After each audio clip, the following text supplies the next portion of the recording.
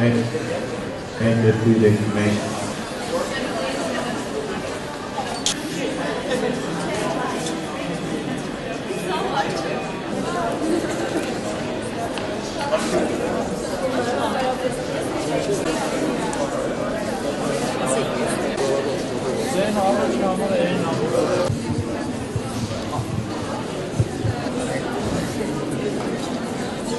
Բարև ձեզ, եկավ իմ կյանքում բավականին կարևոր 5 օրերի ամենակարևոր պահը, երբ առաջի անգամ Կորյունը Խաչատրյան ինձ ասեց, որ Միշել Մոսեսյանին Հայաստան գալու մասին է խոսքը, ես բոլոր նամակներում հենց առաջի տողում գրում էի Meet Architecture հանդիպում երիտասարդ ճարտարապետների հետ, հետո ներքևում գրում էին մնացած հանդիպումները, պետական պաշտոնյաների եւ այլն, իմ համար սա ամենակարևոր պահն է, եւ բոլոր հանդիպումները, որ կազմակերպվել են, դրանցում մենք փորձել ենք Միշելի համար բացահայտել մեր իրականությունը լավագույնս, իր լավ ու վատ կողմերով, հանդիպումներ, որոնք միգուցե հակառակ կողմը այդքան էլ չի հասկացել ինչի մասին է խոսում Միշելը, եւ այսօր ես վստահ եմ, այստեղում իրան հասկացողները ամենաշատն են, եւ այսօրվա իրան հասկացողների մեջ ամենակարևորը նրանք են, որ այստեղ նաեւ մարդիկ են, ովքեր պետքա բազմապատկեն ու տարածեն իր գաղափարները։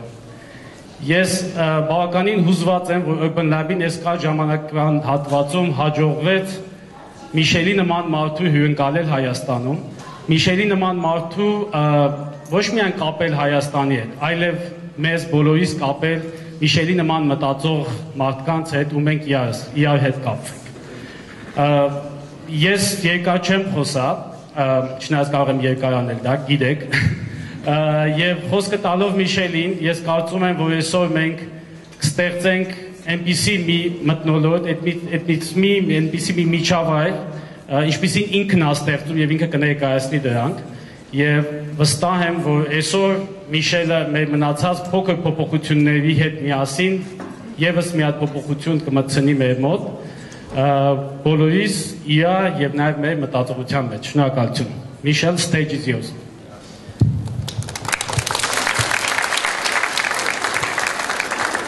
Hello. Thank you, Sarat, for the introduction. I'm sorry I don't understand what he says, but I'm sure it was very nice. And I hope you don't mind if I speak in English, which is not my original language anyway. I was born in France, in Paris, and then very early on I kept moving around the world to continue the trip that my grandfather started from Moscow, Michel Mossessian, and when he died in France, I decided to continue his trip. So I went to New York, America, and eventually came back, and then now I've been living in London for the last 12 years with my practice that I started 7 years ago. Today, I will present some of the work, part of the work that I think is important as a foundation to relate, mediate architecture to those that live in space, which is all of us. Anywhere we are on the planet, we share the same values, which is always related to working, living, and playing. Of course, I'm an architect, so my profession is to do architecture. I don't think it's a very difficult qualifier to say, to make a distinction between a building and architecture. The space we're in are usually physically represented by buildings, and some opportunities do engage a dialogue that then we can qualify as architecture. Most of the time it's beyond buildings, and most of the time it's by finding the mediation that ties the people together in dialogue, in community, in sharing, in meeting, and eventually in securing a sense of a culture that can be stronger than the sum of its individuals. You're very aware that the world has been changing tremendously in the last 20 years, not just in Armenia, but everywhere. All the systems that drove the 20th century by diverse sides or different aspects of ideology, some of it was extremely good, but we've seen the collapse of ideology, and in the last 5 years, I think we've seen the collapse of mercantile and economy, pure activities. And the lecture I'm going to show you today is it's a lecture that I gave about 2 months ago in London at the V&A. I thought that I didn't want to change because I was coming here.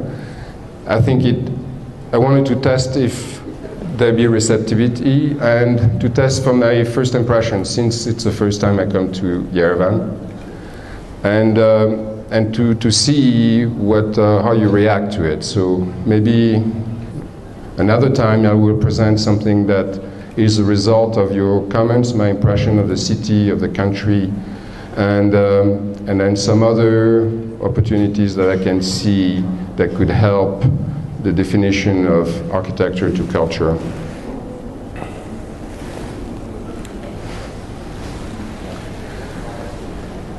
This is a very important part of a moment of my life. When I was in Paris, it was like, 30 years ago. I was young, 20, studying architecture, philosophy, and musicology. And there was a moment in time in Paris where just a man that you may know, Pierre Boulez, that was exiled from France, that was asked to come when Pompidou Center was built to start a musicology department, which is called the ERCAM, a phenomenal institute to say that classical music has to be continued, and you cannot just listen to the music that was composed 200 or 300 years ago. You need to write the classical or contemporary music of the time that people will remember our time from.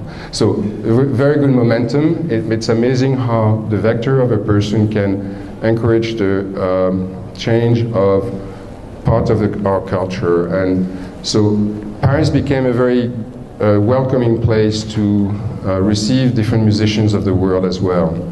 I was in this little church, Romanesque church, in the central Paris, my neighborhood, and was 2 brothers, the Dragar brothers from India, came to give a concert. It's vocal based with a few instruments to assist them. And for the first 20 minutes we were there with them, we could not understand what they were doing. They were just doing sounds like, oh, I cannot do, but nobody knew what was going on. After 20 minutes, they started, we realized, and the whole space started to vibrate. There was like an incredible harmony, synergy between those people, not from the space, coming in and starting to vibrate the space, and we felt like we were lifted up. Amazing.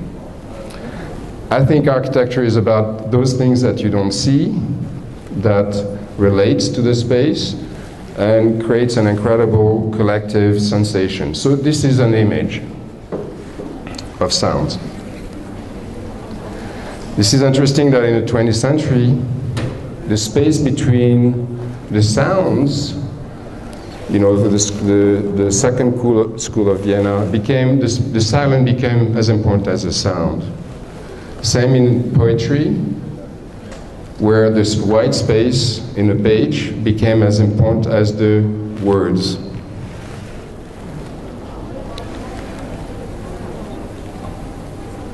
I'm going to talk a little bit about perception, and I'm going to talk about what are the things that architecture protects that you don't see, but they're part of making you feel somewhere and give a sense of identity.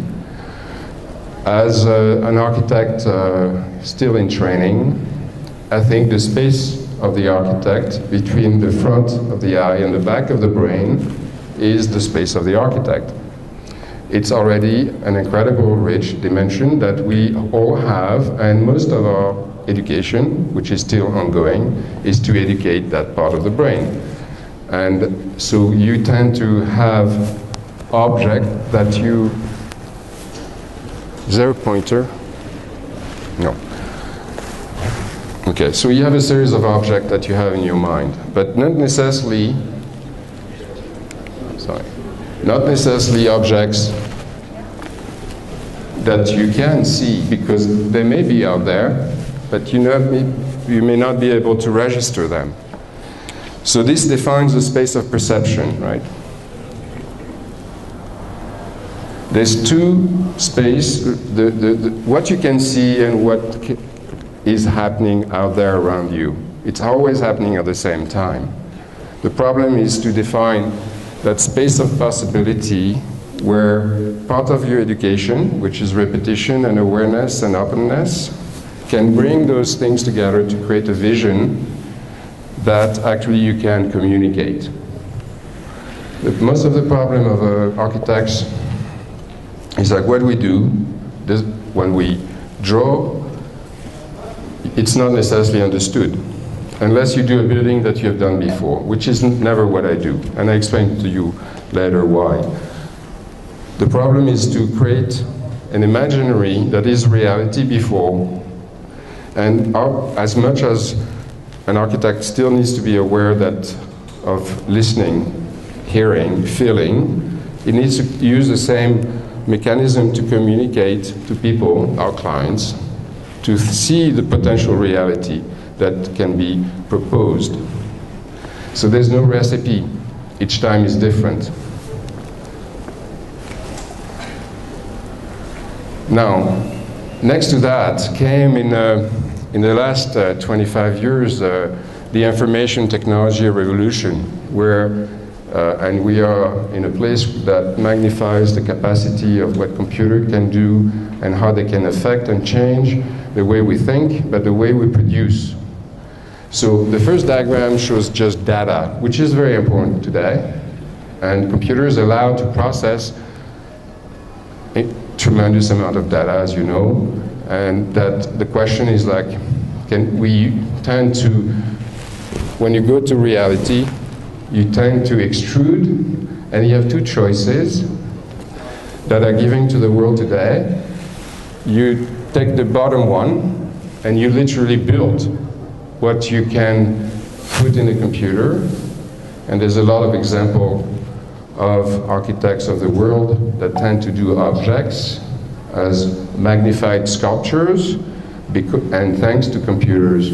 But I don't think the information revolution is about shapes and objects. It's more about vision and capacity to deal with more issues. So my diagram is more about defining a vision, the top one, and not building what others do because of computers. Yeah? All that is because at the center of any key preoccupation in a collective dimension are people. So objects tend to put people outside or inside, but I think what is most important is the space in between, the void, and the capacity to create those places where you can share values in a collective. So where you can feel comfortable alone or in group. And you can look at history, you can look at recent history, how spaces were created, usually to either an ideology, and all those spaces that became of strong power, political power, usually you realize that you be afraid whether you're alone or in groups. But what are those spaces in a democratic system where you feel actually extremely comfortable alone or in groups? So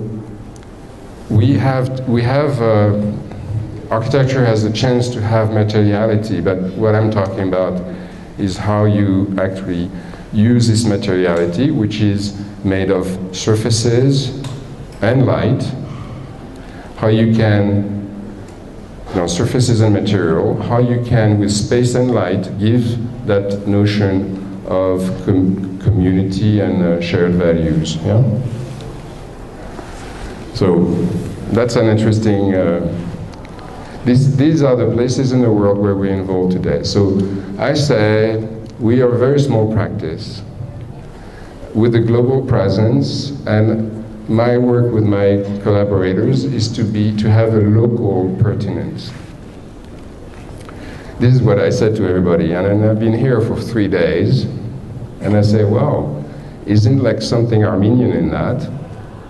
Armenia is a small country with global presence and a lot of local pertinence.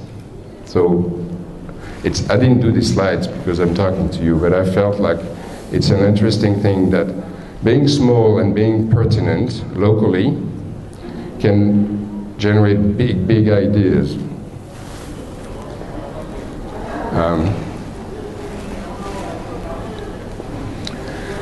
Now, and I think this slide is very interesting. This is systematically what I try to engage when I have a new project. 19th century and some of 20th century architects produced with a high respect of their commissioners, kings, statesmen, or church, ask the architect, do me a beautiful, monumental representation of my power, right?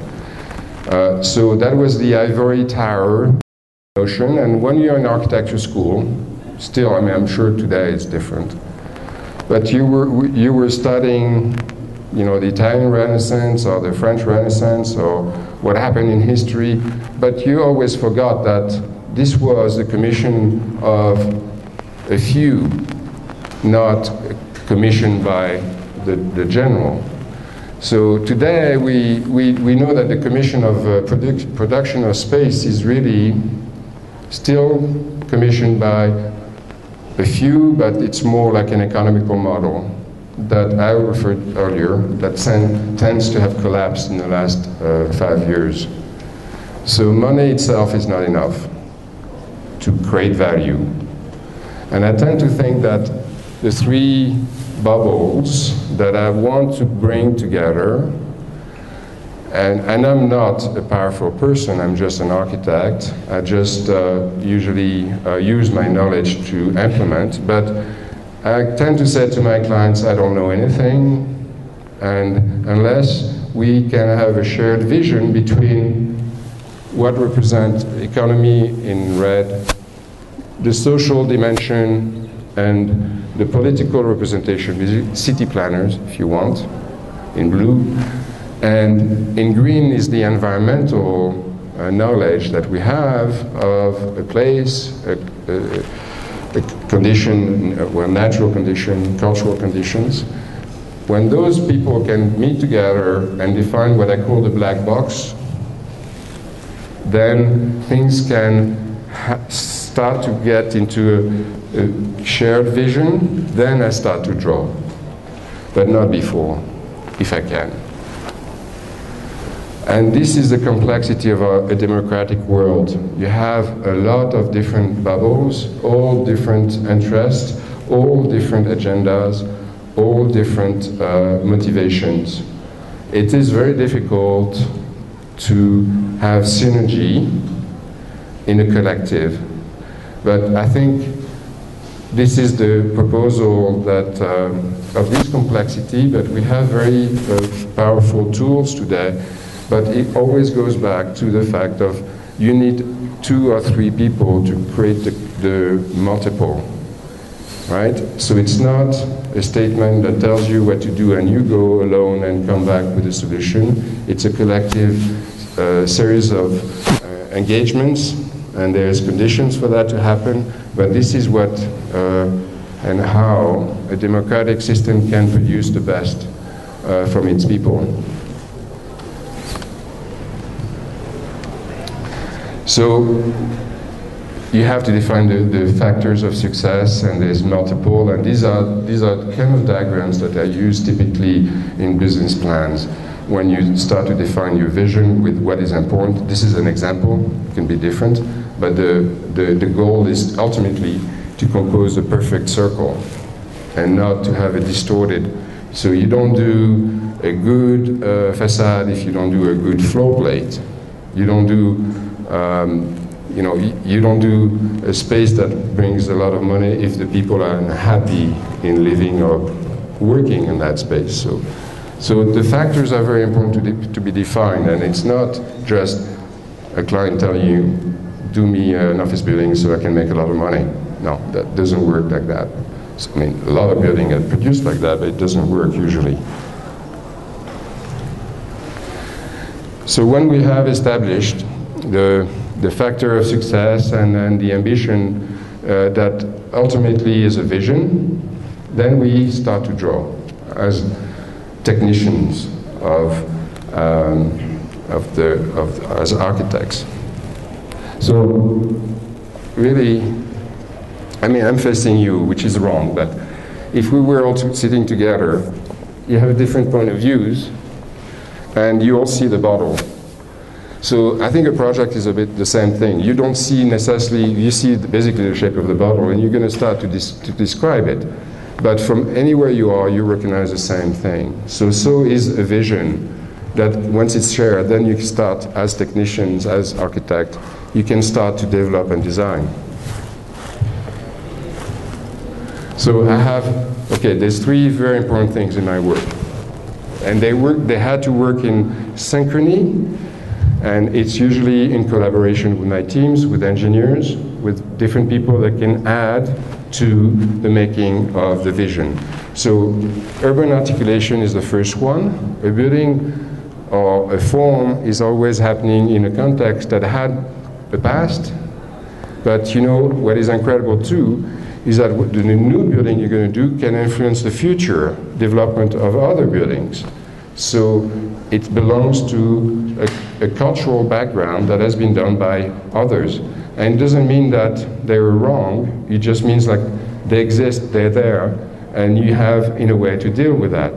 And that's a very important way to engage with an environment. So the second one are the floor plates. Don't want to criticize the incredible, amazing city that Yerevan has, but I've seen a lot of buildings that produced lately that look very beautiful from outside. They have a very good presence to the city scale, but when you walk in a building, they turn to be totally unusable, especially office buildings. And so a floor plate has to be extremely efficient. There's a lot of science in making efficient, functional buildings.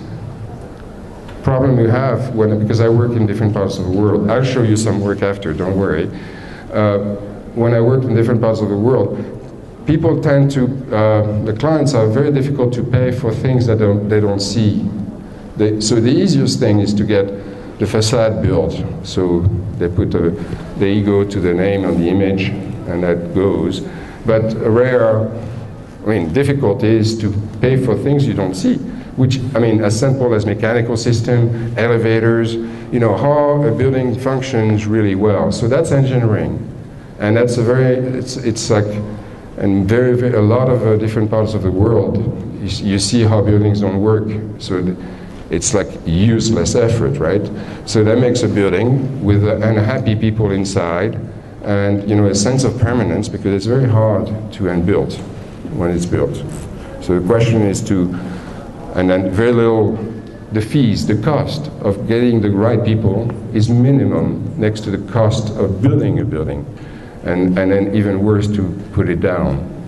So the last one is environment, which is really working with nature. Why having the mechanical system to do what nature can do if you treat your buildings well.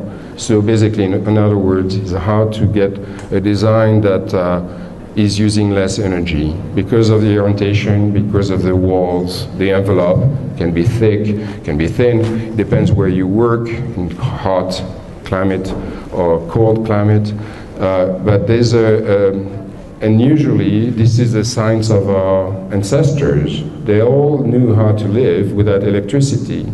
And we tend to in the last part of the 20th century to forget that actually there's smart ways to do build forms and relying on energy, so we have energy so we can spend. So now we know now in the world that so soon, you know, oil and gas will not necessarily be there, and we have to think again how to put that dimension, that knowledge of the ancestor back in a system, so we can design smartly buildings. So those three vectors are to be combined.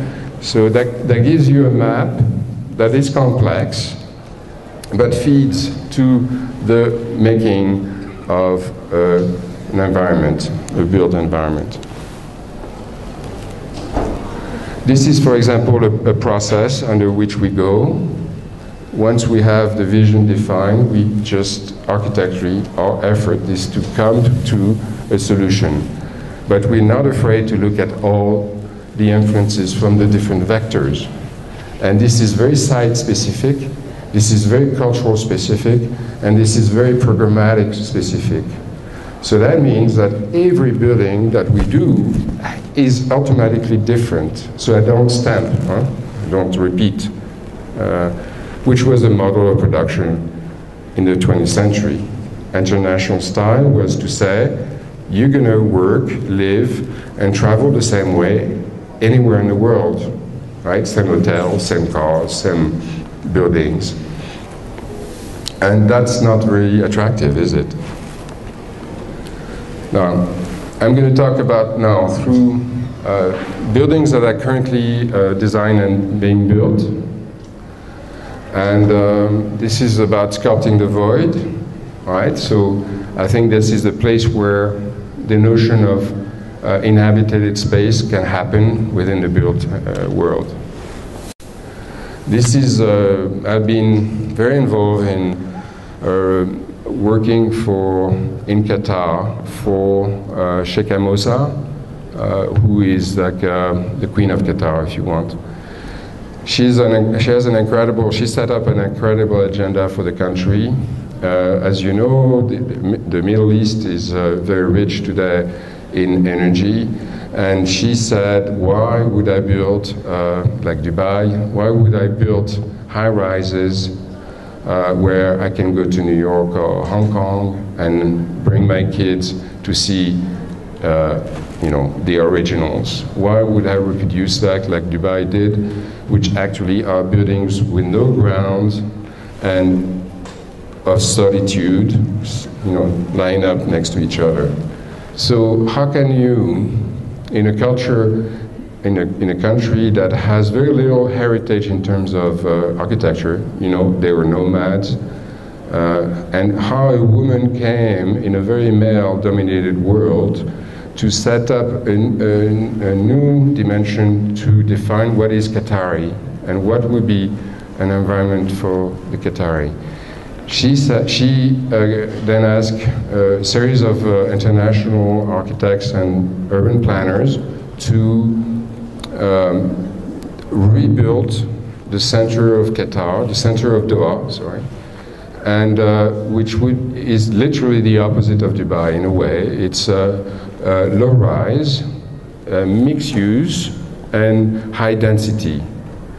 So it's basically reproducing the model of our cities as they were in the 19th century, where you could work, live, and play within a walking distance.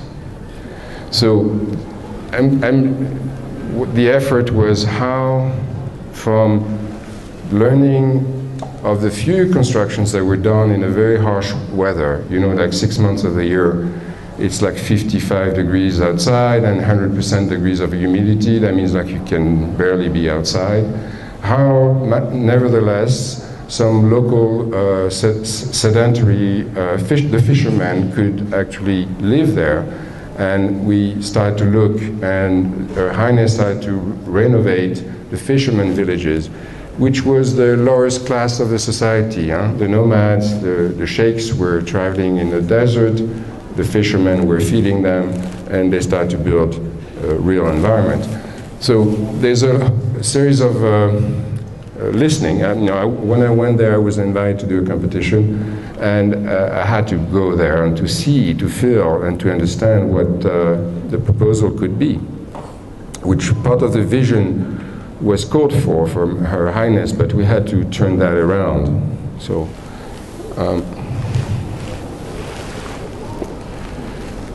okay, so I'm saying more than what I should, but this is one of the buildings that we've done, which is now under construction. But you see here the design process I go under with the 3 vectors, and each time it influences one or the other. So we came up very quickly with a building solution that was presenting a very simple, deep envelope, a very rational office floor plate, and then with something of exception to signifies the identity of the building, because the building initially on the master plan had no vehicle access, but as a corporate possibility, we wanted to give an element of signature, and the actually signature was not a statue, was not a form, but it was a void in the center of the building. So that is the type of space that signifies the identity of the building.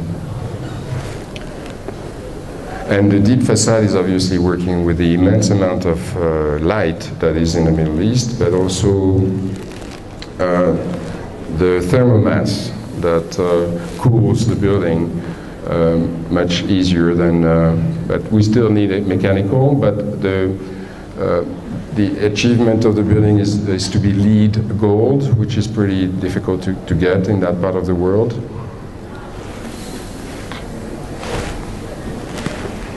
Okay.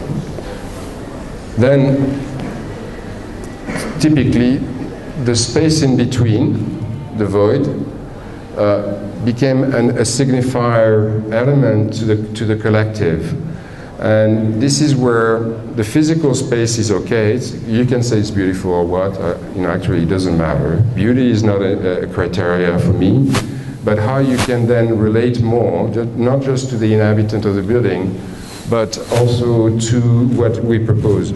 So I do work with artists, and I think this is where we start the mediation. I think art in a built environment is about mediating from a collective form, a form produced for the collective, to the individual. So art is a mediation. And usually I work very often, I try to convince my client, it's very difficult to have a curator involved in the design so the art can be embedded in the walls. So basically what it says is like all those panels, which will be glass with cells, forgot the name, they will be activated with an artist, Pierre Huyghe, that does video, and we what it's going to be, but it's going to be something that basically engages more with the people in Qatar. So it's to be seen, but so art becomes a mediation.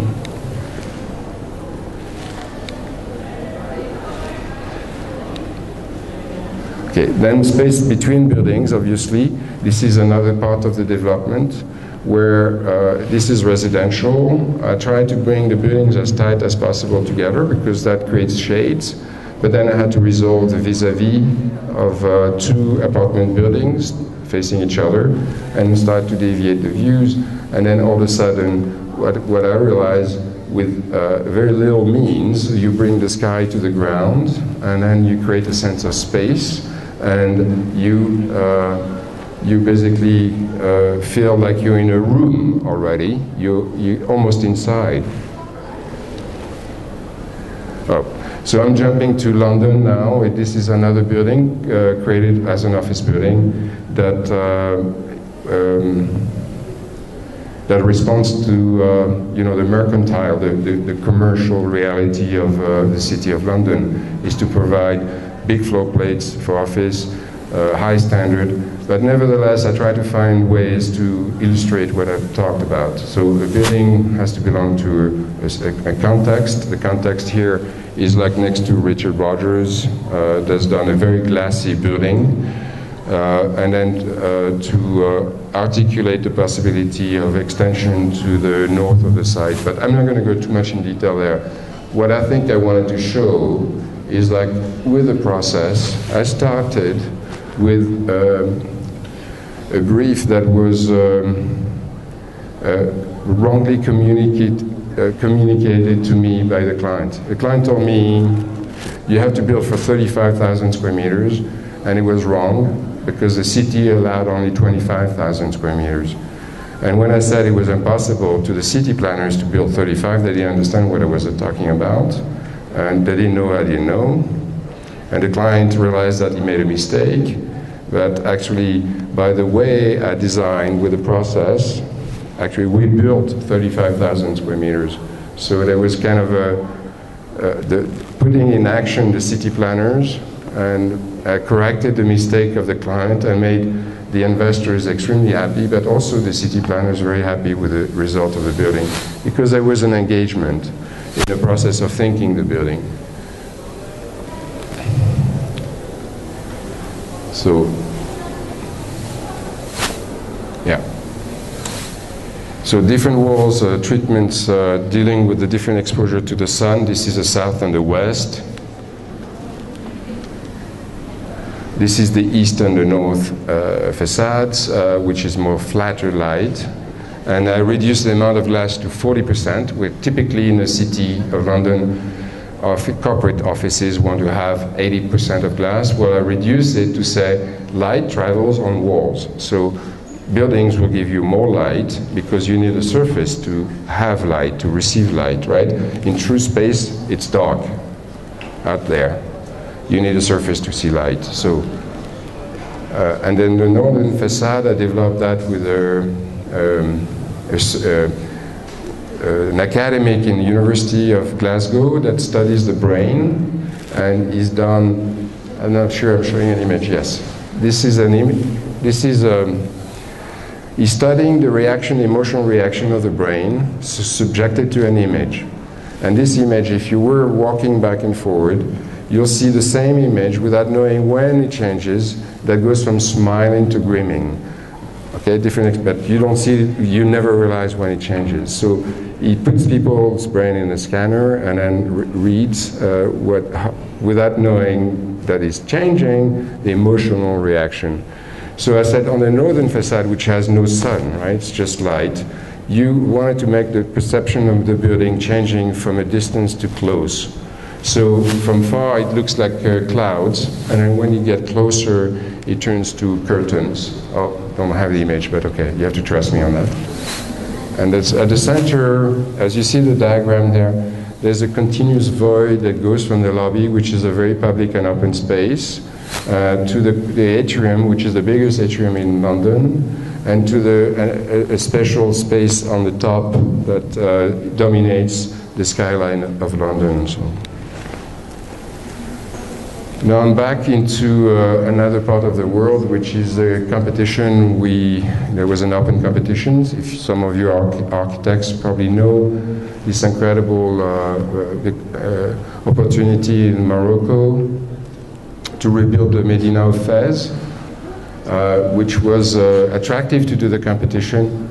We won, and now it's under construction. What was attractive was the Medina of Fez, first of all, is like the oldest and the biggest Medina in the Islamic world. And it was to rebuild part of it to secure the activities, the macroeconomy of the Medina, which is craft. And ironically, the whole project is financed by the US Congress.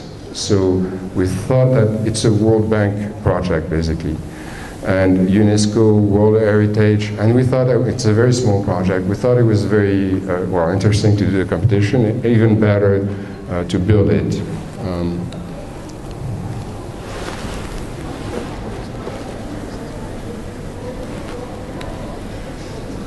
Okay, again, the design process, but I don't want to be too technical. But this is like basically a three-dimensional interpretation of the existing Medina, but linking back with porosity and the public realm, and identifying a different series of different blocks that would be different trades. So there are people working with pottery, with leather, with metal, and they will all have a place to actually keep working, but also showing their work to others. Okay. Right.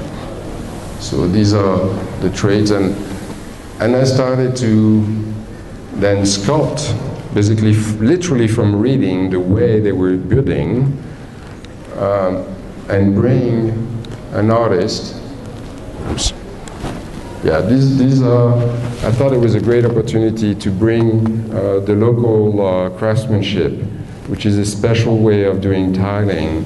And tiles, you know, do cool the air, so it's a very beneficial thing for the public, for the space between buildings, courtyards, passages.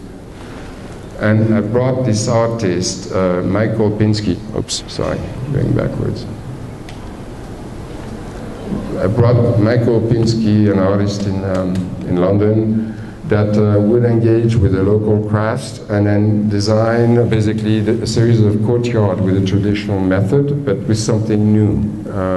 So that's part, again, of the mediation, which is part of the navigation for the craftsmen. And in this part of the world, you know, the craftsmen are very talented with their hands, but sometimes, most of the times, they don't know how to read, whether it's Arabic, French, or anything else. So color and could be navigation, I mean, a way to find your way around. And this is part of the project.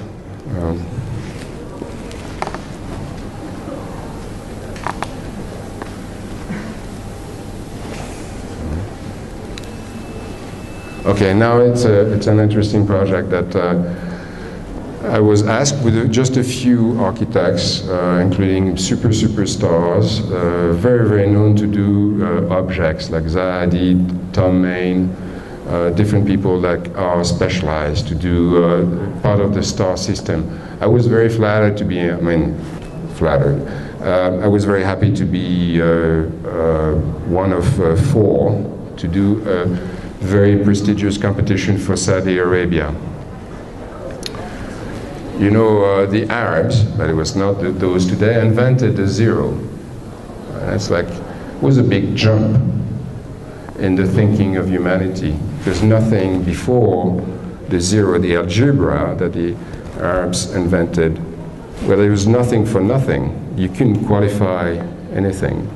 And it's interesting to see that the Muslims, but not the ones from the Middle East, the one from Granada in Spain, right? That's where they had all the universities. Was a kind of a happy moment of a high history where all Christianity and Islamic and everything, the Jews and all the people of the educated world between the 9th and the 12th century were kind of discovering immense amount of things, like astronomy, astrophysics, algebra, and the zero. So I said, let's do a building where you build nothing, or the building builds the void, or shows the world, the void. The reason for that was also the program. This building was to do a research campus for alternative energy, to study basically other means than oil. And it's ironic to be in Saudi Arabia, where they're the biggest producer of oil in the world. So what I looked, and this is again the black box, to define the vision, that traditionally these people are nomads also, and they used to live either under the concept of tents or grottos, right? So urban articulation, well, it's in the middle of the desert. There was no context, but still, I had to refer to their cultural ways, historically, of living in this part of the world. The second line was about the fact that they wanted to have a campus like Harvard. That was their fantasy. Series of courtyards with different departments, And there was, you know, the dream that they want to buy. And then the third line is to see that in the harsh climate of the desert, the best sustainable form would be a sphere. So, okay. So, kind of evolved the process with this notion of reference to their culture, and then trying to tell them that zero is like, in nothing you have infinity, that basically if you bring all the courtyards within an envelope which is protective from the environment, you create a greater sense of community and shared knowledge. So different departments will stack up in different floors, and then you have a building that responds very well to the sun and uses less energy. Okay. And the idea was like you don't see the building, you just see the space in between. The reason of that is during the day, the part of this part of the world has the same light east and west. It's like an amazing phenomenon of light. So if you reflect the light that is behind you, it's like seeing through the building because it's the same intensity as you see the dome above. And so they were interested, but they say, why would I spend so much money for a building that disappears? So they didn't really understand. And they went for Zahadi to do an object that actually doesn't work. It's a roof shaped, and then it's impossible to make it work. So during the day, that was the vision. So the building disappears. And inside, there was a series of vertical squares, public spaces. Okay? Now, this is the other dimension that I started with, is how you create a space that can be where the collective can feel being part of it. And I have no solution for that, but it's just a question. And here are a few thoughts, and then I'm doing a big square in Doha again. I hopefully will illustrate what it means. So that's what I meant by the way architecture, buildings, created the public realm for probably 10 centuries of our history, was always commissioned by state, church, or kings, queens. And this is really about the representation of power, and usually to have more emphasis on the power, you put a big square in front and you call it public space. But it's really self-referential to the idea of authority and power. So there's nothing really wrong with that. This is how European countries have been creating this value system for 10 centuries. But at the 18th century, some of you may know the century of enlightenment, the century of knowledge, where encyclopedia, data, the universal knowledge started to come in place by building libraries, institution of knowledge. There was this architect of the king, at 55 decided this is enough to do architecture of power. Let's see where the real power of humanity can be. And he started to become a visionary architect. He's built very little, but this is like an incredible, powerful space where, for the first time, I think, in history of architecture, you see people drawn in a space. So it's monumental. There was two things he's trying to achieve. You know, our engineers were driving the architects, engineers were doing the cities, architects were doing the facade. He said, stop that. Let's get the city inside the building. So I'd tell the engineers what to do. Beautiful, man. I think incredible mindset. And then second, there's no facade. This is inside. You are in a public space.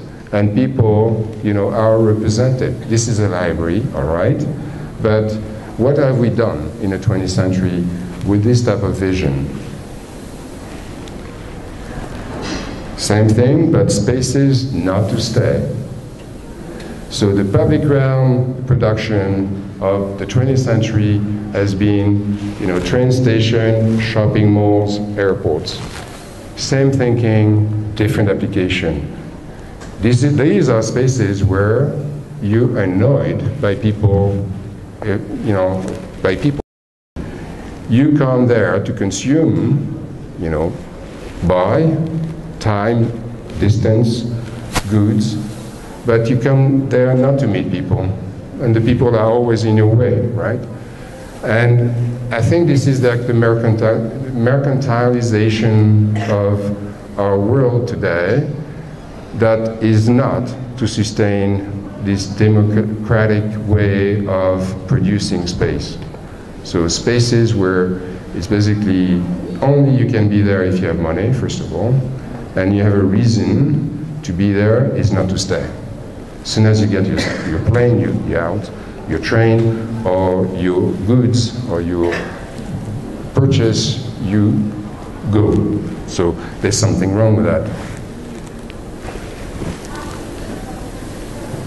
So I had, before I go back to Doha, I think I'm going back to Doha. This is a project that I had won in Lisbon on a competition in Portugal.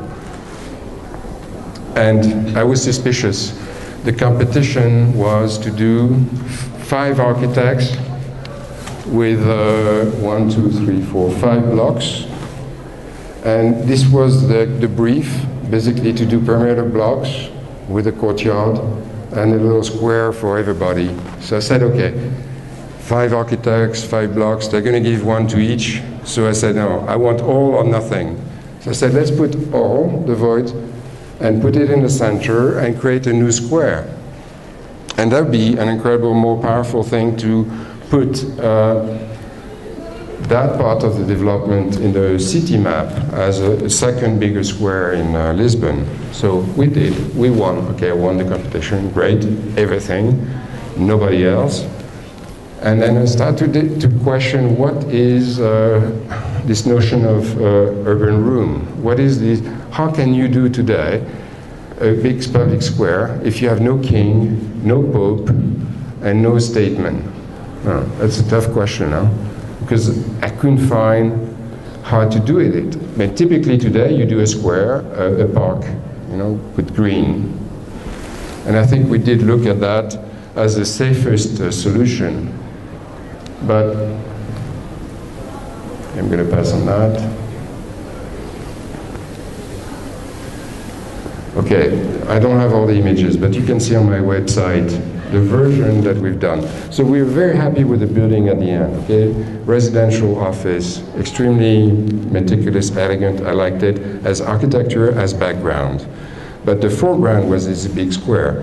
And the question was, okay, I don't know how to do a public space today.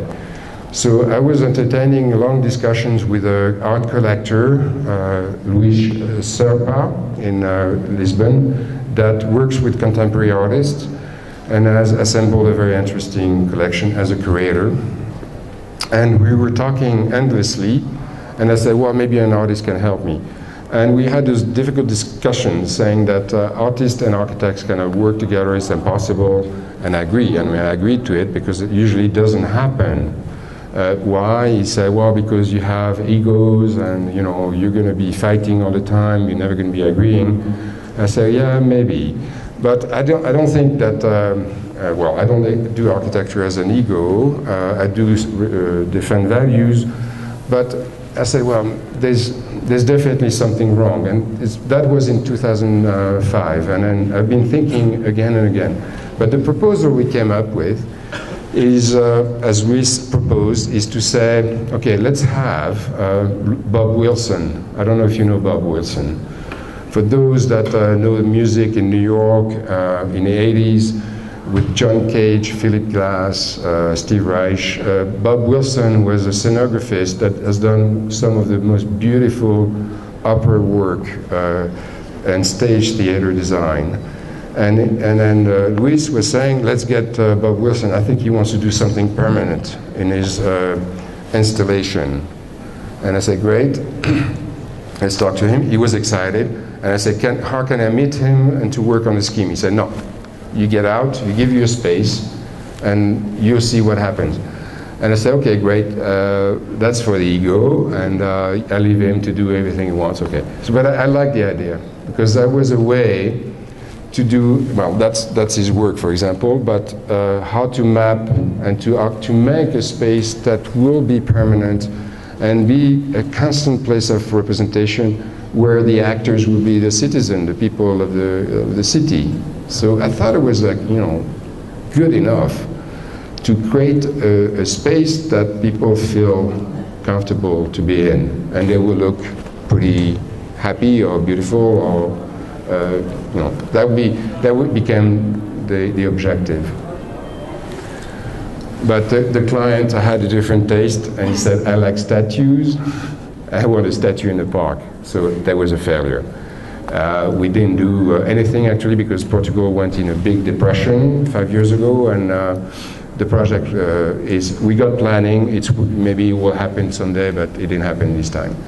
So now I go back, and I think it's the last project, but I go back to Doha, where we won the first participation of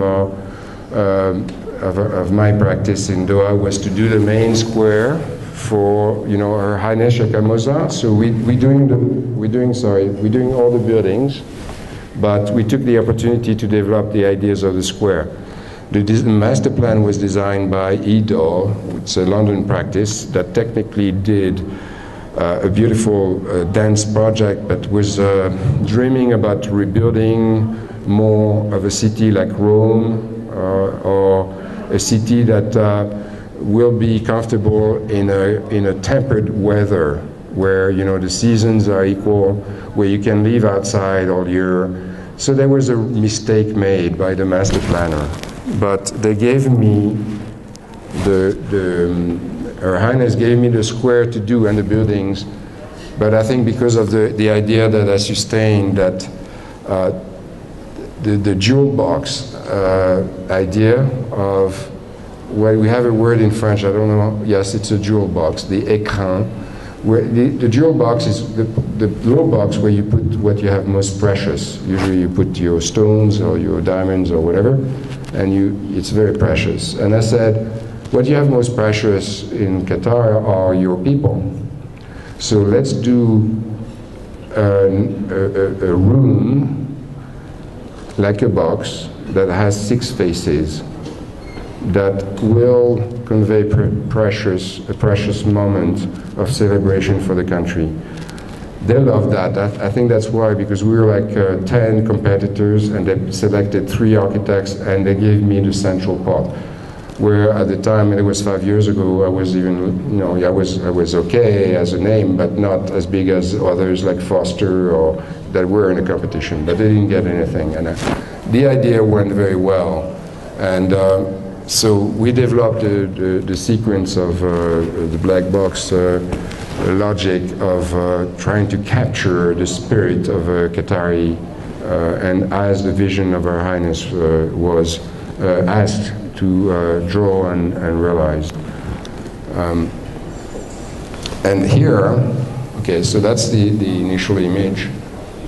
And then we start to want to correct the mistake from the master planner by saying we have to treat the 6 faces of the box, and where light can draw, actually the ground can be part of a moving scenario, but also cooling.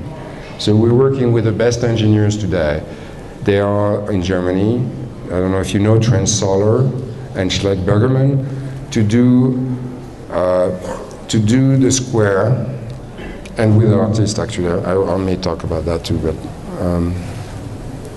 yeah, sorry, I go back to that. But so the whole idea was to convey a sense of being inside, as what they have.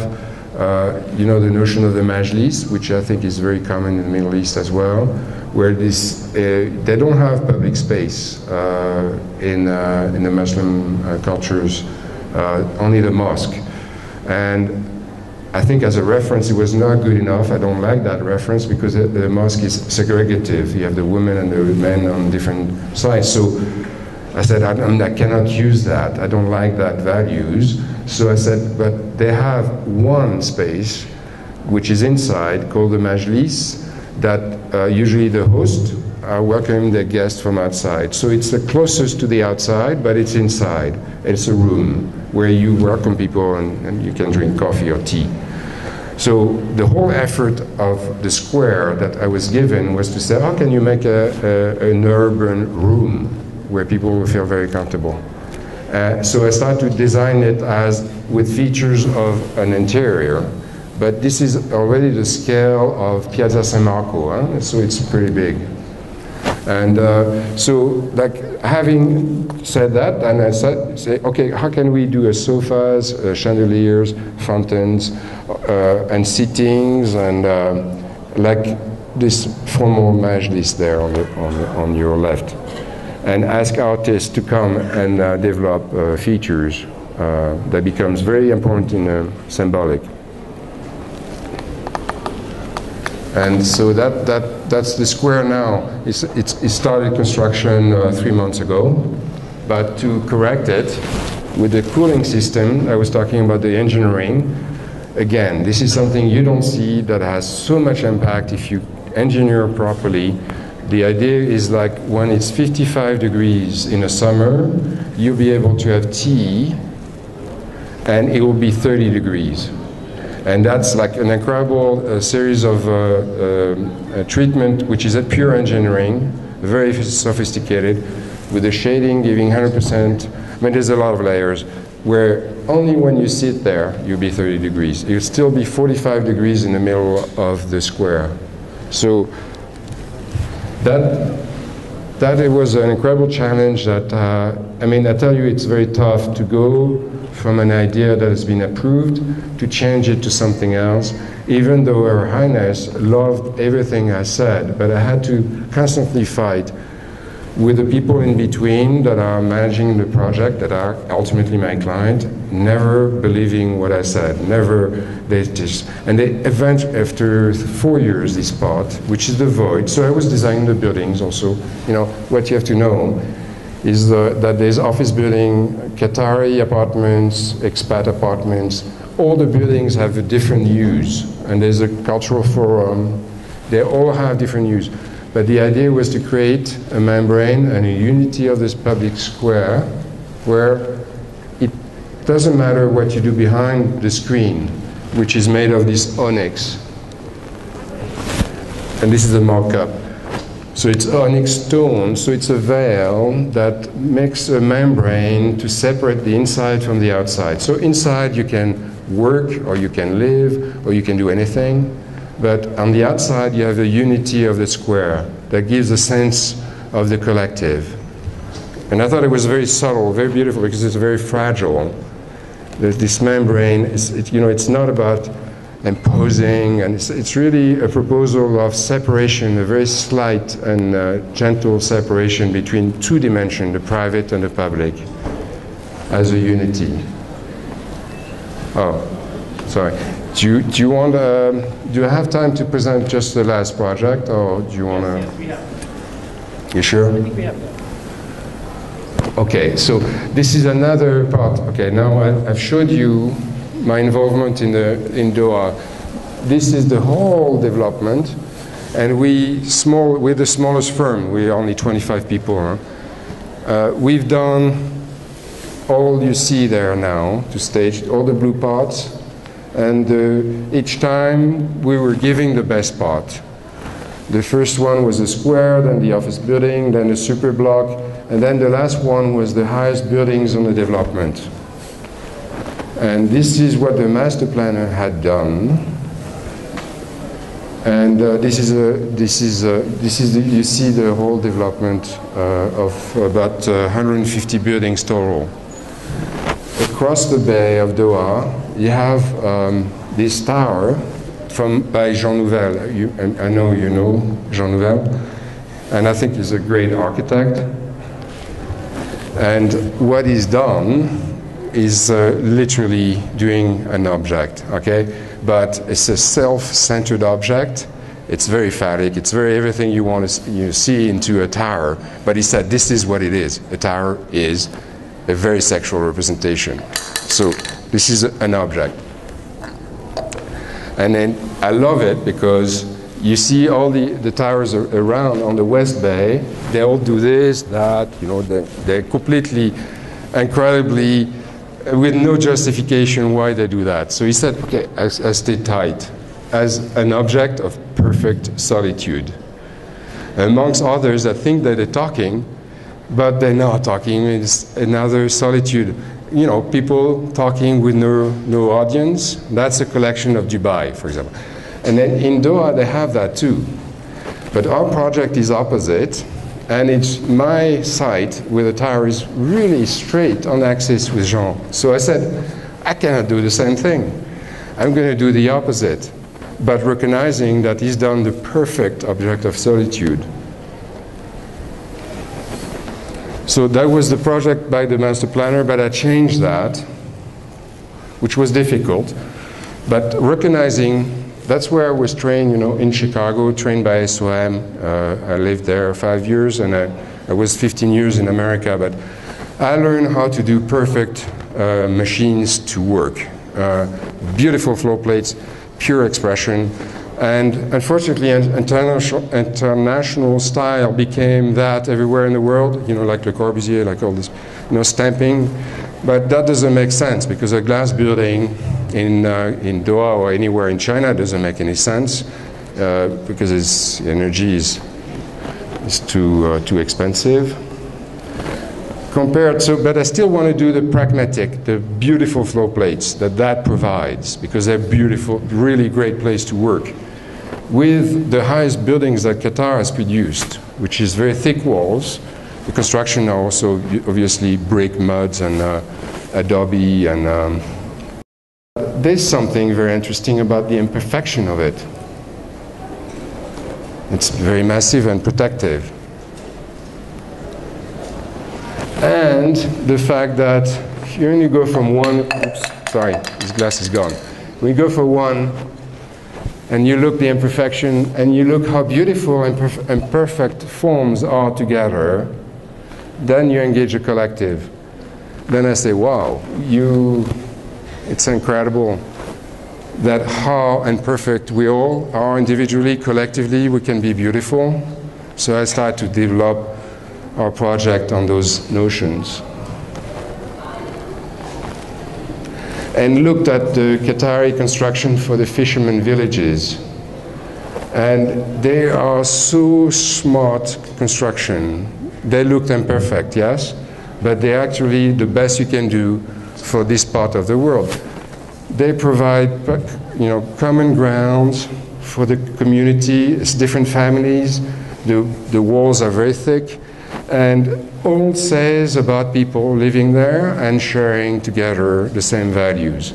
So I start to say from the original thing, okay, let's not do two massive buildings next to each other, but let's make four imperfect buildings dialoguing to each other, like I started here.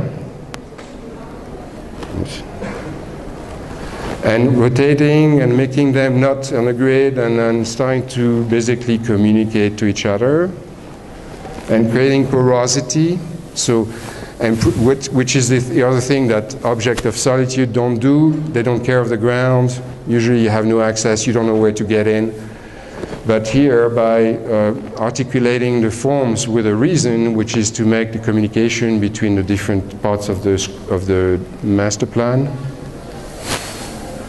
and starting to basically talk to each other.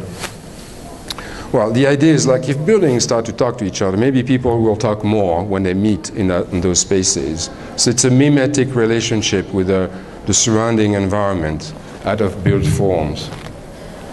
And what we created by doing this very simple, repetitive, all right, but kind of engaging with the local stone, actually the stones, it could be Armenian stone, huh? You recognize that, I'm sure.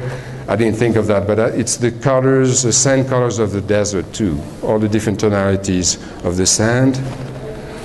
The space in between we created, it was that the client said, wow, it's amazing what comes out of those towers, an incredible public space. The problem now is like they love that space so much that they decided to have the subway and the international trains to have their main hub below those buildings, and that will be the kind of a terminal point, central point in downtown Doha. So I say, unfortunately, I mean, I'm very happy because I was trying to tell them this is a place to do it, but the problem now is like I have to stop for 4 years for them to dig the ground, to do the subway, to do the train stations, and then I come back to do the buildings. But so I need to keep busy on doing something else until then. I think that's it. Thank you.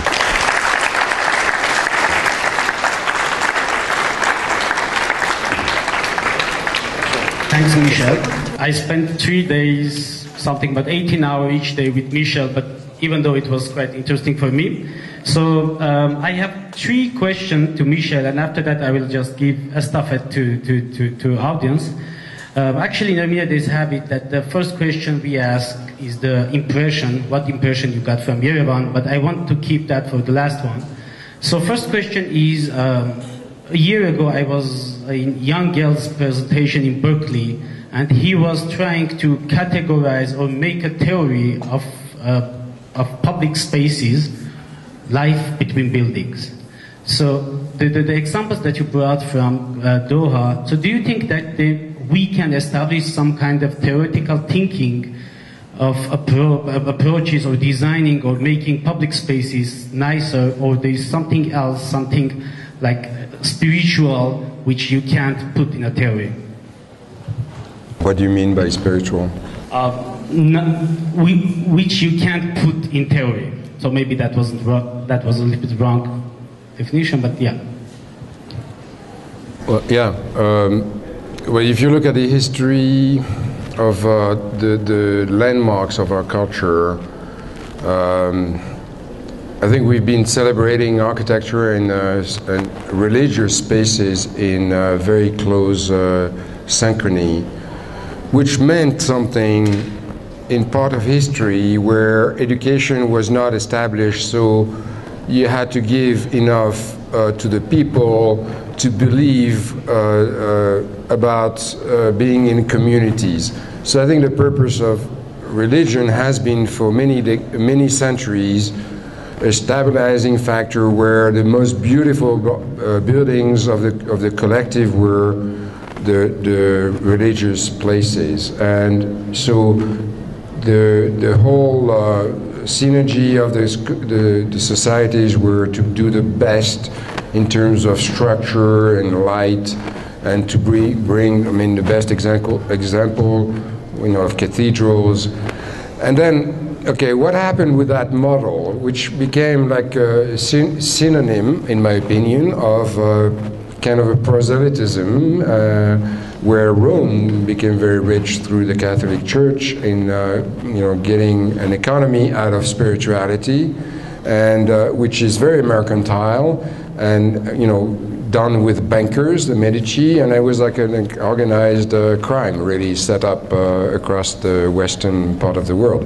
I mean, there were some differences, but so that means like there's a need from the people to have celebrated spaces that are, you feel very comfortable, aspirational, and you find yourself in the infinity of the universe. It's beautiful.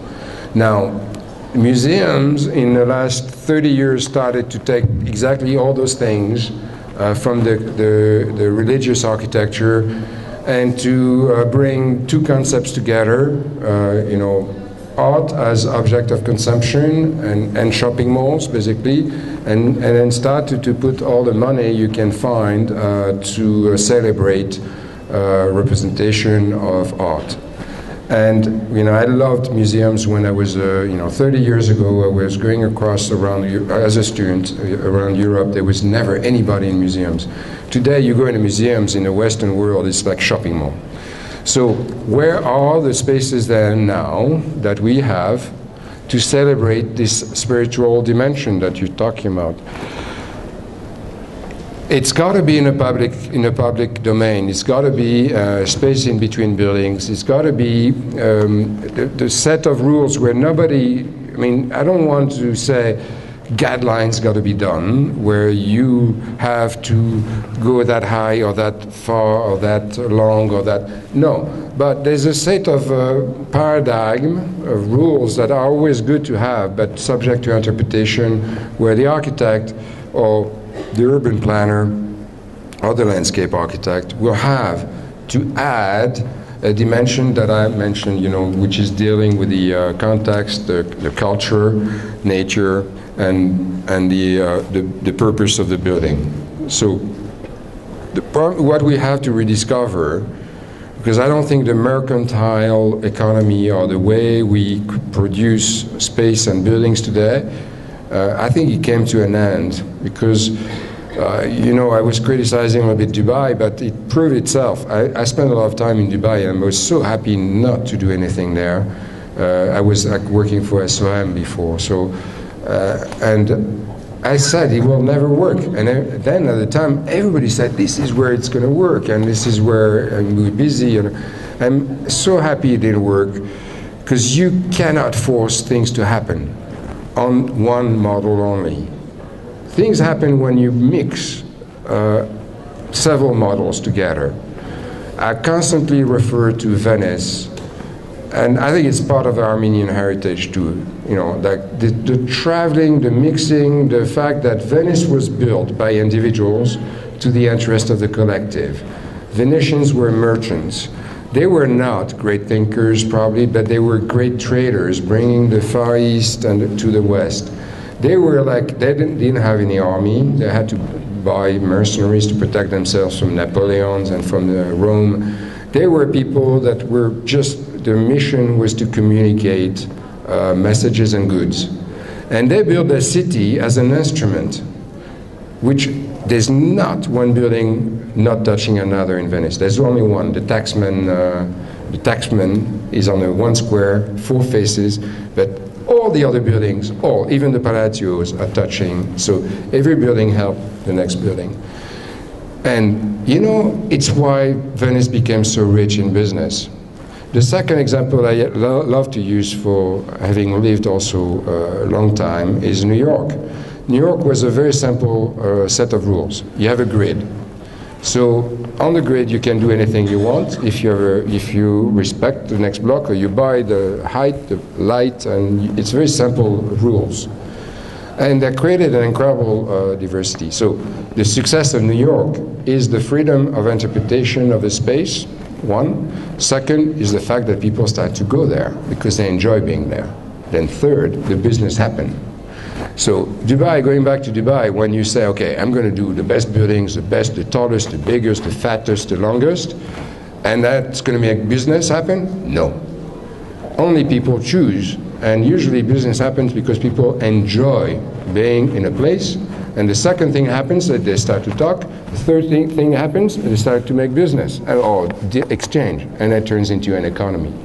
So I think we need to rediscover those notions that there's no rules, there are principles, that freedom is very important as long as you respect. You know, we say in France that your freedom stops where your neighbors starts. So there's always a dialogue to be established that you can negotiate, of course. Okay, if I can buy some of your freedom, I will. But it's okay, it's got to be part of the principles.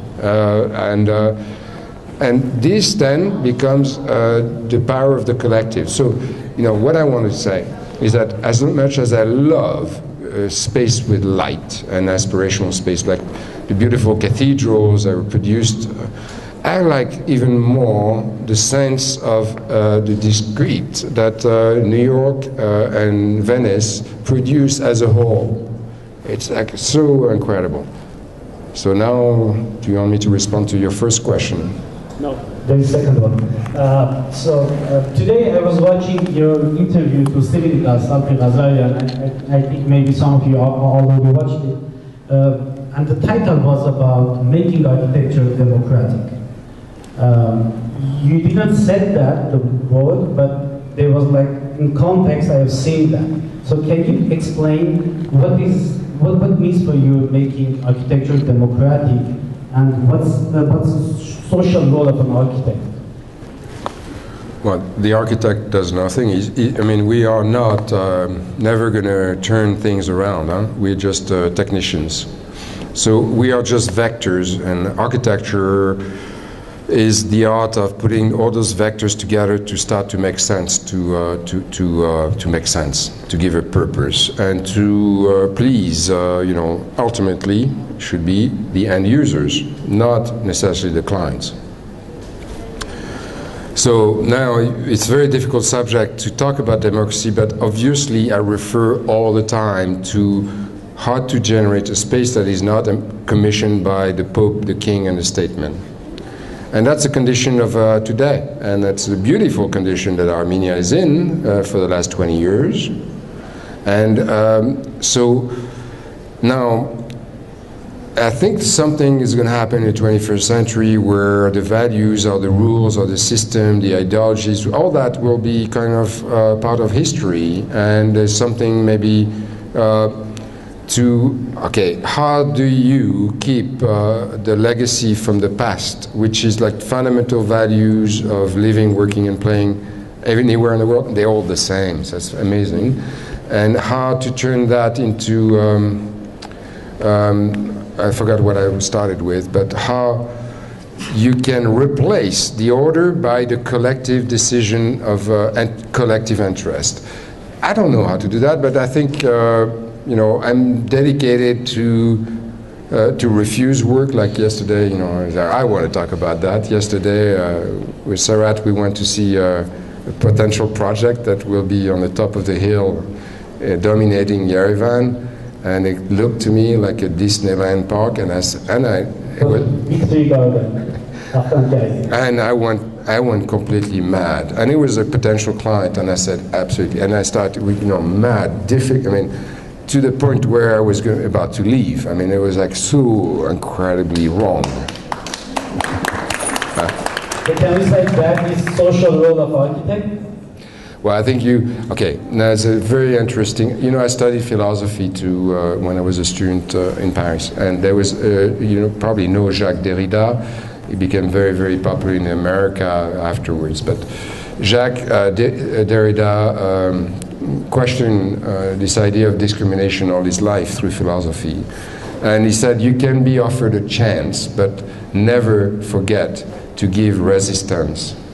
So I think we have to resist to the easy temptation that some people, you know, it's very difficult because those, obviously the people that want to do that is to help Yerevan, and they really believe that this is going to bring fun for the people, for the kids, this is good, and this is philanthropic, but sometimes they ask the wrong people.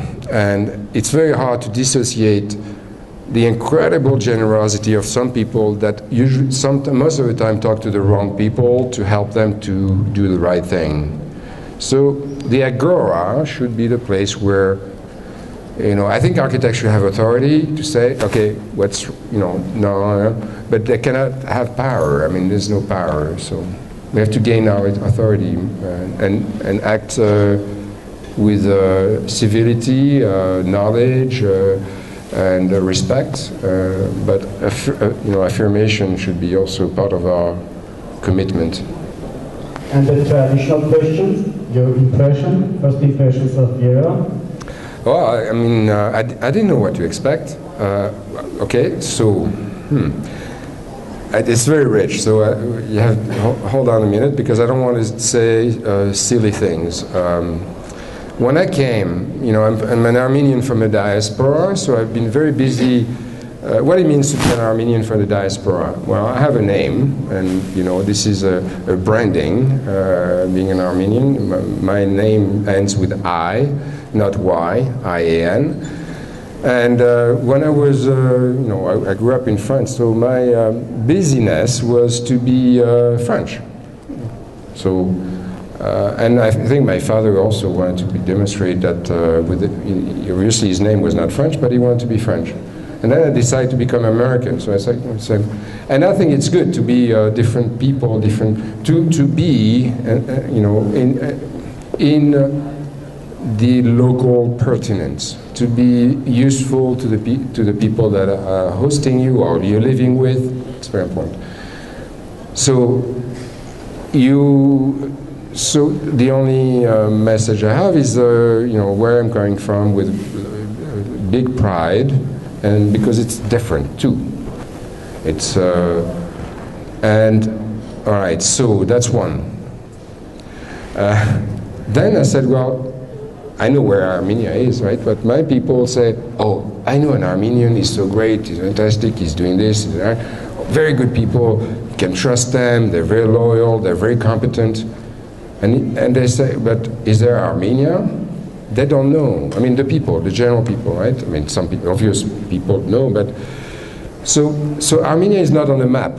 It's not on the map, but I think it's not to say it's wrong. It's maybe there's a specificity today that in last 20 years, is to put Armenia with this incredible diaspora of presence over the world and this beautiful home. So now I'm going to go to my impression of Yerevan. I think having visited a lot of countries in Eastern Europe under the influence of the Soviets, I think Yerevan did the best out of the opportunity that was given.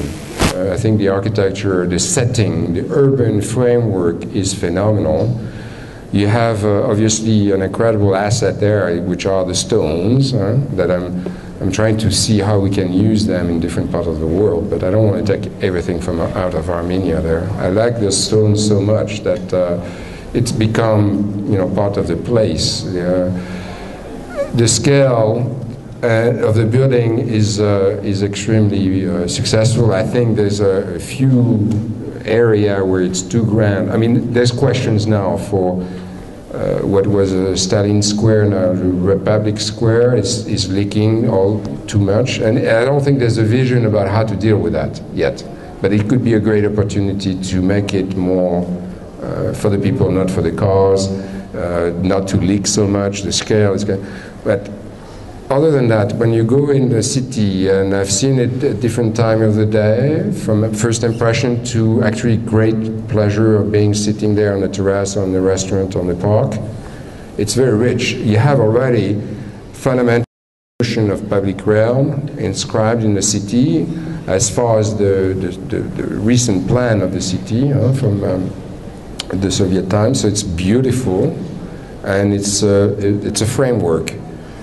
It's kind of too bad that it was not continued in the surrounding, in the suburbs, but I think there is like a phenomenal, an incredible rich scale urban that puts the people in a beautiful and happy relationship to others. So it's very successful as it is already. And I think you're very and you have a very rich environment to choose for yourself to be happy living, working, and living.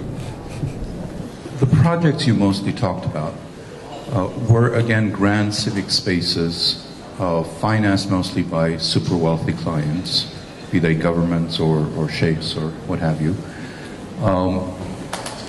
I think one might argue that one of the accomplishments of the 20th century was in fact allowing for standardization and allowing for the realm. For instance, if you take the residential neighborhoods in most US cities or Soviet realm cities, there's quite a bit of both ideologically opposed systems generated a lot of similar kind of fabric, residential fabric.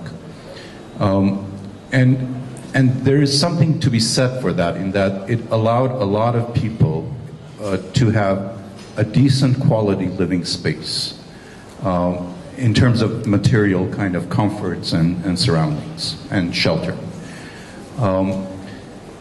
I noticed throughout the slides you do also have residential work you've done, smaller scale. How do you bring these ideas and match it with this kind of very real demand that people need decent housing and decent places to live? And not only public realm, but also very much the residential neighborhoods and the houses And how do you merge the two ideas, or maybe there is no conflict? Just if you could just talk a little bit about the massive space that is not the center of the city, the civic center, but where people actually live most of the time. If I understand correctly, standardization created places, denomination, zoning places where one activity and one use was maximized in terms of efficiency at the time, right?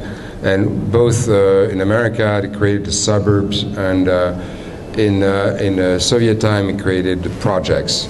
Or there's projects in America as well, where the poor will stack up, isolated. Or the lower middle class. Yeah, but the American dream, which was started very strong after the war, after the Second War, was to leave the cities and buy your own piece of land and have your house, which was exactly the same as the neighbors, or with little variations, but it was like moving out of the cities. And I think then the consequence of that is like the central cities became ghettos of leftovers. I mean, nobody was living there, nobody was taking care of it, so it became places where there was actually just out of control, like Detroit being the biggest example, for example. Yeah. Well, and today we see that people, I don't know, they see the bill when they have to pay to fill up the tank, and they say, well, maybe we should go back to town. Huh? But I think the best model, this is the 20th century anyway, this is only a fraction of our humanity. And the idea that, I mean, when you look at the evolution of mankind under the liberation of oil, has been absolutely phenomenal. We went so fast, so quick, in 1, 2, 3 generations, just because we could drive a car. I don't think we ever seen in the history of mankind, for whatever you name it, 8,000 years, so much evolution in so little time. And now we know that it's unless we master the energy, the fusion energy that the sun generates permanently, we know that we're going to have to change, because we don't have, oil is limited. So what we've seen in the last 100 years, it's just linked to one thing: oil, energy, and mobility. But it's not our nature. I mean, traveling is good. We've been traveling before the invention of the car and the plane, but it's not our function. And then but I'm puzzled to think that the world has to be organized around taking a plane, taking a train, taking a car to do anything. It's not us. We're not about that. We're about staying together, meeting and living and being able to have several activities. And so it's about, most of cities now, and London kept that beautifully, and that's why London is very popular today in the world. That's why I'm in London for the last 12 years. I see that London, anywhere you are in London, there's no classification of rich, poor. I mean, there's zones of London that are richer than others, but you can work and live, and the public realm is open to all. There's public realm too. There's a lot of different classification, but the richness of London, there's many reasons for London being successful, but one of them is to say that where my clients have shown, I could give another lecture actually on another time. When I do residential in London, the negotiation with the client, private, is with the city and the percentage of social housing that we have to include in our building. So it's not elsewhere, it's in the same place. You have commercial market, and it usually goes from 50% to 70%, and social housing 30 to 50%. And we have to do an architecture that doesn't make a distinction between what is private ownership and social ownership. Okay, there's two different cores, there's two different entrances, but the architecture expression got to be the same. It's ironic, but I think it's new probably here, or there was only social housing on one place, like most of the world. But in London, they're trying to mix also the wealth of people living, and they're mixing the use. So next to my residential building, I've done an office building also. And all that is coming back together in a more efficient, I think, yeah, we all think, economical, sustainable model. And the most interesting question for me is, yet I'm just searching a way to learn and to collect the information. So is there some kind of, or some sort of a certain model or something, a theory, which can bring to the best collection of information to not get it confused and all that, like kind of ways or, I don't know, trash, let's say? Because what I mean is, for me, in nowadays, or in our system, education system, it seems like maybe it will sound some kind of a rude, but it's like collecting some animals and just starting study them, like all of them, to climb a tree. Isn't that some kind of a ridiculous, or in our sphere, in architecture? I'm not sure I understand your question. Is there a model? A model, like for architect. To do?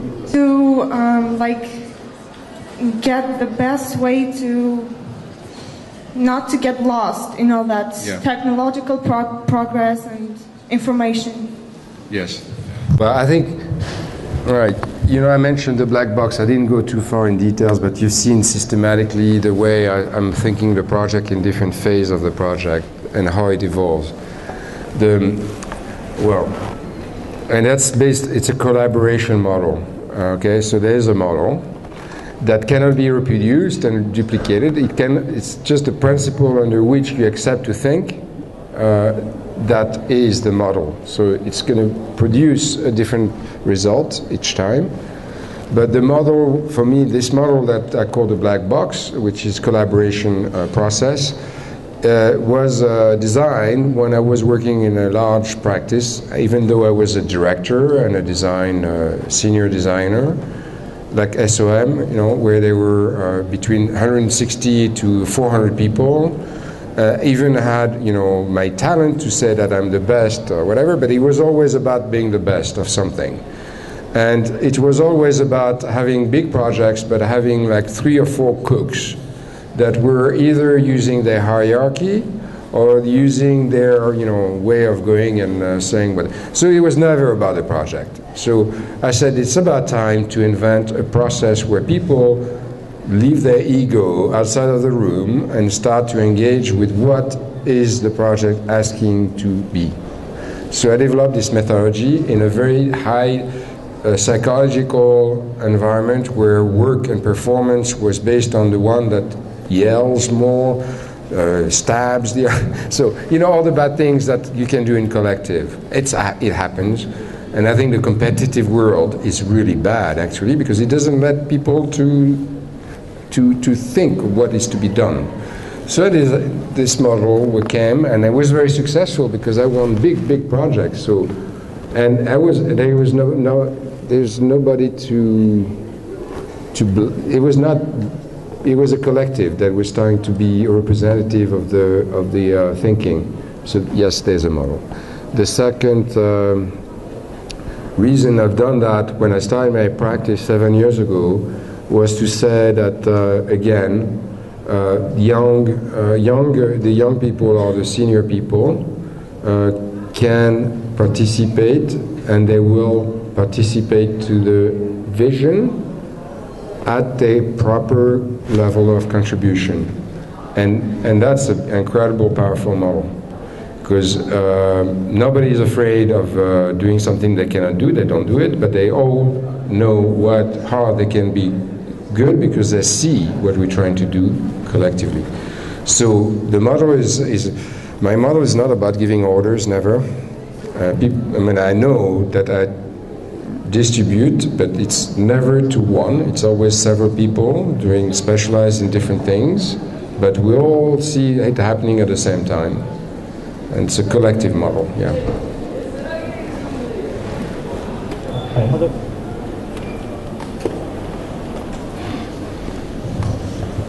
I'm not an architect, so excuse me if I ask questions that don't have the enough background information. But Armenia has had a very rich architecture in the past.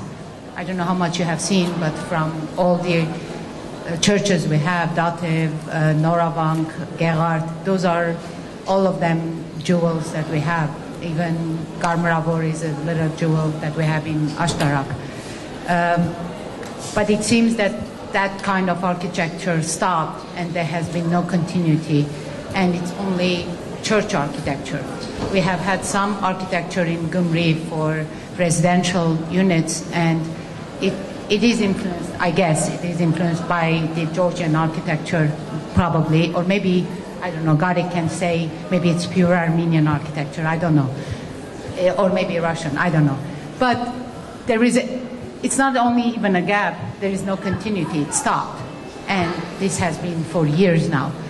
And I see that you have done some work at Doha where I know the Arabic architecture, I am from Lebanon, trying to find the essence of the architecture and trying to use modern materials and modern environment and trying to recreate that feeling with not copying the old one. Do you think, do you see something in the old Armenian architecture that can continue? Or it had its time and it stopped, and even if we want to go back and create churches, we have to copy those churches, maybe with modern materials, I don't know. But, or can that architecture be used in residential or public spaces? Yeah, no, it's I don't know how to answer that. I know the question is difficult. No, but it's a very interesting question, because that's what I ask myself. Okay, I tend to, you know, to preach to my people, study your copy before you come to the class. Okay, so that's why. What do I study about Armenia? Yes, I know the octagonal church, the cupola. I know the city that's been drawn during the Soviet time is beautiful. But I think it's what my first impression was to say. The real first thing to do is always to go back to education. Okay, to the way you can actually study a culture by its migration, movement, and occupation, and try to find the common denominator that characterizes the culture. And it's not about the church. I mean, the church is great. It's a great vector, but it's more about the way people lived and moved. And so one of the things that I think would be interesting, and I'm sure maybe it exists, but Sarah is a PhD, did an incredible study. I wish I can read about part of Armenia was developed at a period of time in age and the beautiful thing would be to have an academic research program to see how whether they were in Iran or Tehran or Syria or Lebanon or Armenia or Moscow, what was the common thing that they were? I mean, I think it's really going to be about the space and how they use the space to deliver their value system. So, you know, I don't think it's wrong for me to say that I don't believe in sacralized space to do things. And, you know, as beautiful the Orthodox or the Armenian church is, I don't think this is about Armenia myself, you know. I mean, I didn't get a chance to practice religion, any actually, chosen by my father, you know, to say that ideology and religion has killed more people than has been responsible for killing so many, so decided not to have any religious education. But when I go now, I look at, my wife is Jewish, so I see how the Jews are actually occupying space, and I love this idea that you need 10 Jews to make a synagogue. You don't need anything around. It's just the circle and the union of the people makes the place sacred. And when you look at the work of Louis Kahn, and I'm sure you have a lot of architects here, the notion of celebrating the space before the function and the symbolism of the space is so powerful. I'm sure you've seen the film, and for the movie, My Architect, the son of Louis Cantrain, it's so emotional and so incredible. It communicates to a grander public than just architect. But the values that you create space, that anyway, that space can be used for any collective gathering, and doesn't have to be religious. It has the spirituality of humanity, is like incredibly strong, no? So I don't know if I'm answering your question, but I think there's a study. I wish I had that. I was trying to question. I mean, my questions are not going to stop now, and I'm trying to formulate a few things to help to define what Armenian legacy is, whether it's inside or outside. But you cannot just say Armenia is that shape because it's giving in time. But at some point, it was huge, and then Armenians are everywhere. So how you make sense out of this? But this is unique. So you cannot do like any other history of people or different history of territories or cultures.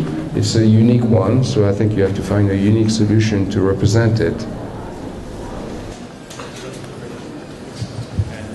I would like to ask about the formation of public spaces. Usually it is something in between some masses of buildings. You say, you refer to it as a big room. Why? I understand that there are economical and political causes that don't allow to have it as a series of smaller rooms. Because if you have a big room, then you have the feeling that of control by big power, or something like the square in Yerevan. For example, Czech people dreamt of having a big square, and they didn't have it because they didn't have Stalinistic big fist. Have you tried, or were there any opportunities to create public space as a series of small rooms for intimate connections? How do you think the new technologies like social network changed how understanding of space, public space changed? You said that airplanes are not they are not fitting to our way of living, but they do change everything. And in the age of social networks, I think the understanding of architecture as a big room has changed already, and maybe what we can't do in the computer, maybe what is connected still with our muscles or bodily touching each other. Yeah, no, it's an excellent question. Okay, I'm going to try to respond to your question, but I think it's a very collective question. It's very much about the phenomena of what's happening on Facebook, and it goes like it demonstrates the power of millions of individuals coming and focusing on the same issues. It's like it's new. It's a very new thing. When I go back to the first part of your question to say the public square, can they be small? Of course, and I think it's ironic that I've been given for something I was asking in a way the questioning, how can we not generate big squares? So I was giving one but I said it's quite impossible for the same reason that you formulated your question. The big space automatically comes with the idea of power, but if you can achieve the most difficult one, then everything else could come naturally. And yes, I think you have to leave the cities as a series of small rooms, of small living rooms, of private rooms, of public rooms, and same in the way you organize your house. And at some point, you need a grander scale to share with the larger community of people that you may not know, but it's very pleasant to be amongst. Sometimes it's hard to be recognized or to be known in your own neighborhood. Sometimes you want to be anonymous from others. So that's what the grand spaces can provide. I don't know if I'm answering to you, but it's I think there's a call for we have to stop giving our faith to things we don't see, like gods and money and all those things. We have to believe more in what we also see directly. So Facebook is interesting. I don't know how it's going to translate into space, but it's not because you can do virtual worlds that you don't need physical reality. Because then, I mean, that's what I was involved in information technology in New York in the 90s. I had my practice in New York then. There was nothing to build, so you can only think. I was trying to invent spaces under the new typology under the influence of the internet. Okay, so I developed a series of concepts of typologies, and then I went pretty far in actually trying to sell the concept to the telecommunication companies, and then those people bought it to kill it because they say, well, anyway, space is dead. We only concern about phones, and it was like, you know, internet was started. It was in 1993. Internet started to be democratized completely. So, and then the next thing that the reaction from the Microsoft and of the world was to go to the telecom companies. That with your phone you'll do anything. You don't need any space. You can work in your car, in your bathroom, in an office, in the street. You know, that was like the objective. So they bought my concept that was about, you know, I'm not going to talk too much, but it was a physical representation of how you can absorb information technology to kill it. Because I say, physical space, we're not interested, it's about mobility. I think it's okay, they succeeded, they became the biggest market in the world, but that creates a lot of schizophrenic behavior as well, you know, or not, I don't know. But I still think values of a space of a representation just to capture light, because, you know, there's a sun going on a cycle. It's like just a celebration of every day. And we stop to value that, then we're just a bunch of zombies connected through wireless systems.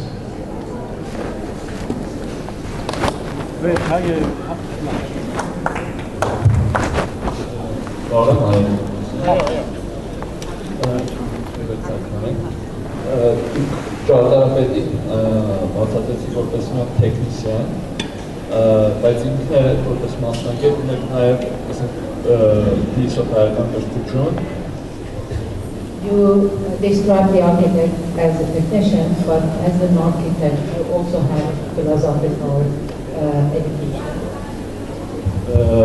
Ուրեմն հասկանամ ձեր կարծիքով, ասենք ճարտարապետի դերը հասարակության մեջ, որտեղ եթե ուղղակի որպես տեխնիսիան ենք նայում, ուղղակի, չգիտեմ, զուտ գեղեցիկ շեյփեր, ֆորմեր գծելով, ասենք ստանում ենք ինչ-որ Դուբային, ինչ-որ չինական այս այդ գործիքներն են։ As an architect, I would like to know what the role of an architect is. They can create, yes, you said they're a technician, they can create nice things, but I would like to know what the role of an architect is for the public.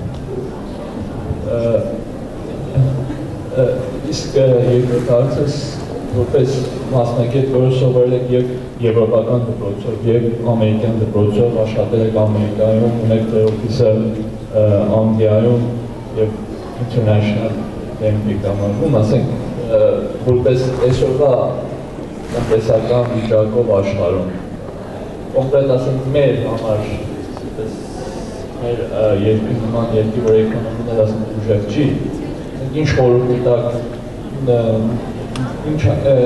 և մասնագետներ, որ արդեն աշխատում են, և գալիք սերունդներ, գալիք ճարտարապետներ։ He wants also to know your advice as being an international architect, and also seeing that in Armenia, for example, the economical situation, and us, our architect, what would be your advice to us as far as our work?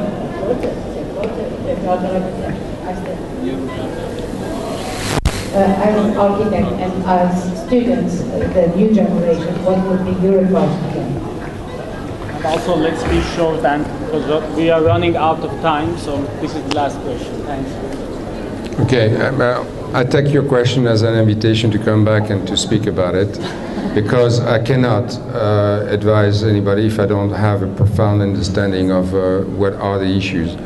I need another few trips to tell you, to respond about what is the role of the architect in Armenia, and is he just a technician or a philosopher? Obviously, I think, you know, the power of architecture is like the pure concept of the mind to the pure reality of a construction that works, doesn't leak, and functions, you know, protects. So it's the spectrum, the best, most incredible spectrum you can find in any form of expression, and it's permanent. Yeah, if I go back, I would be very happy to give you advice, but it would be totally arrogant on my side to give you advice now, not knowing you enough. But I will be very happy to, you know, to actually demonstrate through my work nothing that you can reproach I do in the world. So that's my, you know, if I don't do anything wrong, maybe that's a good thing. And I don't want to be a model, but I constantly ask myself those type of things. So that's maybe a start. Whatever you do, think about what you're going to think about it 10 years from now, if it's still right. And actually, I'm going to finish on that. It's philosophy. I had fantastic professors in philosophy, so I did study, and it was about happiness, a whole class. What is happiness? And it's so simple, the definition that this philosopher came with. Happiness is what is good to think, good to live. Two of them are together, you're happy. Because you do a lot of things in your life where you know, it's not very good to think, but it's good to live with, making money or whatever. Or you do, you know, the opposite. But when you meet those two things, you're happy. So be happy.